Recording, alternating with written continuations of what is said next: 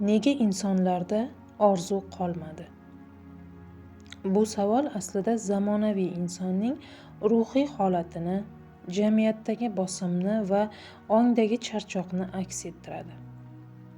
Keling, bu masalani psixologik, falsafiy va ruhiy jihatdan tahlil qilamiz.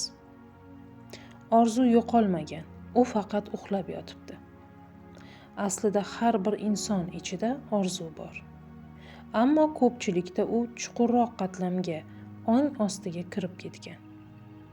Sababi hayotdagi sinovlar, qo'rquvlar, bo'lmaydi degan ijtimoiy dasturlar va o'ziga ishonchsizlik orzuni sokin qilib qo'yadi. Orzular o'lmaydi, ular faqat e'tibor kutadi. Psixologik tomoni, realizm niqobidagi qo'rquv. Zamonaviy inson real bo'lish kerak, hayot shunaqa degan fikrlarni ko'p eshitadi. Natijada orzu qilish bolalarcha narsa bo'lib tuyuladi va miyada himoya mexanizmi ishga tushadi. Ortiqcha umid qilma, xafa bo'lasan. Shuning uchun odam orzu qilmaydi, u o'zini himoya qiladi. Ammo aslida bu ruhning charchog'i. Ruhiy sabab: yurak yopilgan. Orzu bu qalbdan chiqadigan nur. Qalb esa og'riq, xiyonat, yo'qotish yoki umidsizlik tufayli yopiladi. Bunday paytda inson his qilmaslikni o'rganadi. Bu bilan u og'riqni kamaytiradi, lekin orzu qilish qobiliyatini ham yo'qotadi. Ijtimoiy sabablar: jamiyat bosimi va tezlik. Bugungi dunyo insondan shularni talab qiladi. Tezroq natija, moliyaviy muvaffaqiyat, ko'rinish, status deb ataladi. Shuning uchun odam ichki orzularini emas, balki boshqalarning orzularini yashay boshlaydi. Shu paytda u o'zining ichki ovozini eshitmay qo'yadi. Orzu so'nadi. Tasavvuf nuqtai nazaridan sufiylar aytishadi: orzu bu Allohning sizda uyg'otgan ilhomi. Ya'ni haqiqiy orzu sizniki emas, Allohniki.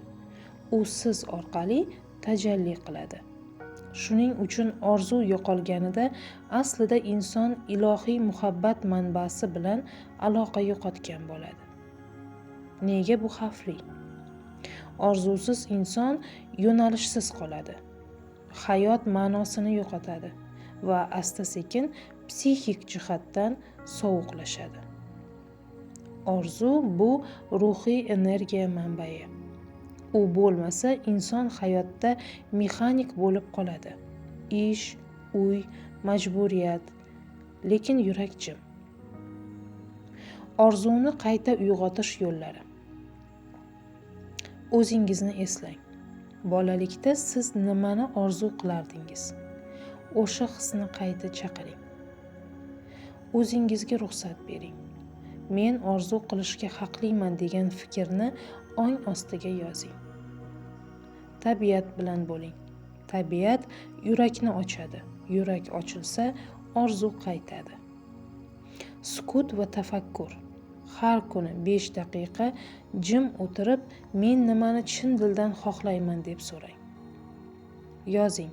Har orzu yozilganda u energiya shakliga kiradi. Bu orzuga hayot nafasini beradi.